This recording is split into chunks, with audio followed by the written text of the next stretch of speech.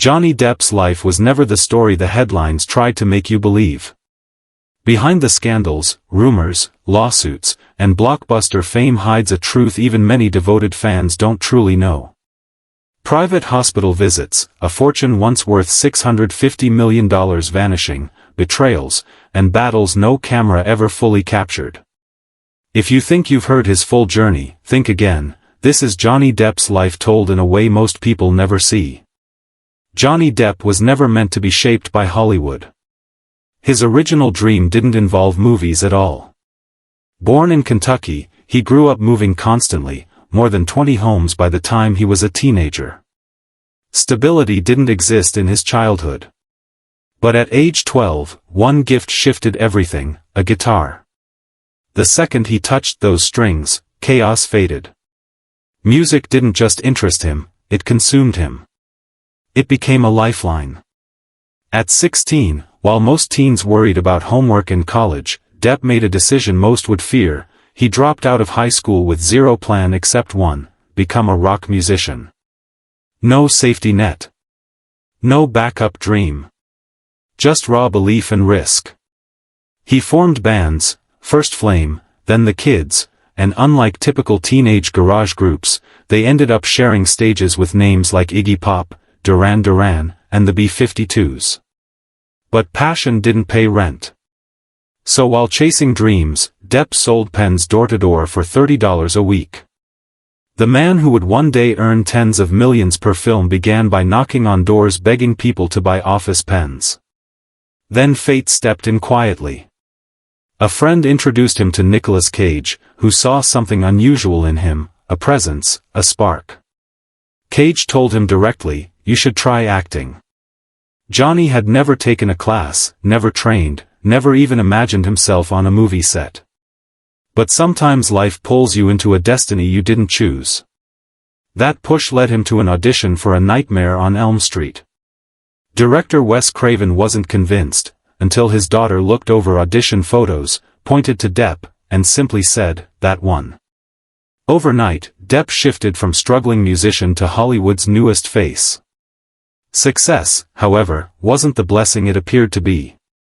When television came calling, 21 Jump Street blasted him into superstardom. Almost instantly, he became a teen sensation, magazine covers, screaming crowds, posters everywhere. What looked like a dream felt like a trap. Depp despised the manufactured image, the pin-up fantasy Hollywood forced onto him. Fame, as he later said, felt like being hunted, prison disguised as applause. So he began quietly rebelling. He sabotaged his heartthrob mold by choosing strange, risky, misunderstood characters instead of safe roles. He refused to be a product. And one night, seeing a giant 21 Jump Street billboard with his own face, he climbed up and spray-painted over it.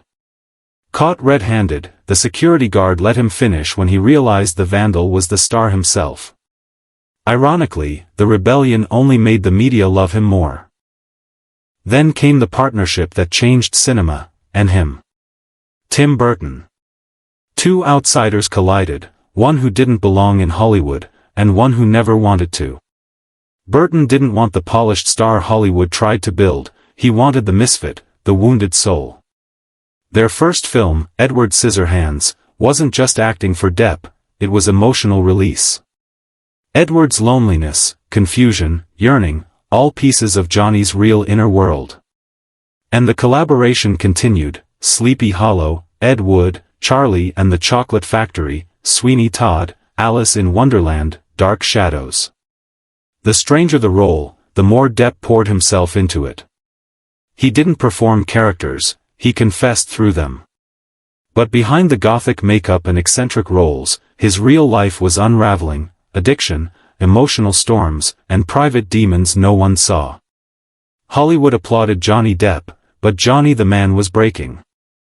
Then came the role that defined a generation, Captain Jack Sparrow. Disney expected a clean hero. Depp delivered a bizarre, slurring pirate inspired by Keith Richards and a cartoon skunk. Executives panicked. Whispers of firing him spread. Depp stood firm: either trust me or fire me. They gambled. The world fell in love. Jack Sparrow became iconic, but privately Depp was drowning. The peak of his fame ran parallel with the beginning of his collapse. And then life delivered a blow no script could prepare him for. While filming Sweeney Todd, his young daughter Lily Rose suddenly fell desperately ill. Kidney failure. Depp stayed at her bedside for days, terrified of losing her. When she recovered, he quietly donated millions to the hospital and began secretly visiting children's hospitals dressed as Jack Sparrow, bringing magic to kids fighting battles more real than any film. He once recorded a message for a teenage fan in a coma, hoping she'd wake. "My children saved my life," he said later. Fame didn't matter, family did. Yet grief kept circling. Depp formed Hollywood Vampires with Alice Cooper and Joe Perry, not just to play music, but to honor the ghosts of lost friends. He fired Hunter S. Thompson's ashes from a cannon, finished Heath Ledger's film and gave the paycheck to Ledger's daughter, named beaches on his private island after people he loved: Vanessa, Lily Rose, Jack, Thompson, Heath, Brando. Loyalty was his gift and his curse. But loyalty doesn't protect you from disaster. At his peak he was worth $650 million, and then it evaporated. Lawsuits accused his managers claimed he spent wildly: jets, properties, wine, staff, art. Court documents exposed a life lived too passionately. Depp didn't deny it. "I never needed money. I just like buying things," he said. But financial collapse wasn't his final battle. Marriage turned into war. Allegations, restraining orders, headlines, reputational execution before trial. Hollywood cut ties, studios abandoned him, and social media crucified him. But he refused to disappear. In 2022 the world watched as the truth came out: recordings, messages, testimony. "Tell the world you're a victim," she challenged. And the world did believe him. He won. But victory didn't erase years lost, reputation bruised, peace shattered. Through every fire, one constant remained: his children. He protected them fiercely, told paparazzi they never asked for this life, and tattooed their names and symbols into his skin. His body became his diary. His bloodline is a mix of European and native roots, including ancestry linked to Elizabeth Key, a woman who fought for her freedom in the 1600s. In 2012 the Comanche Nation welcomed him into their family, recognizing something deeper than fame.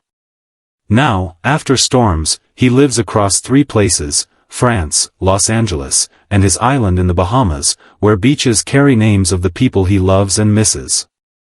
He rides motorcycles, makes music, appears unexpectedly, and still shows up in hospitals as Jack Sparrow, no cameras needed. He calls himself Captain Weird, not to impress anyone but because he refuses to pretend. Hollywood tried to shape him. Then tried to bury him. He survived both. Every time they think his story is finished, he rises again, unpredictable, misunderstood, resilient. Johnny Depp was never created to fit Hollywood. He was born to outlast it. And if you think you've seen all there is, you're mistaken. There is always more depth to Depp.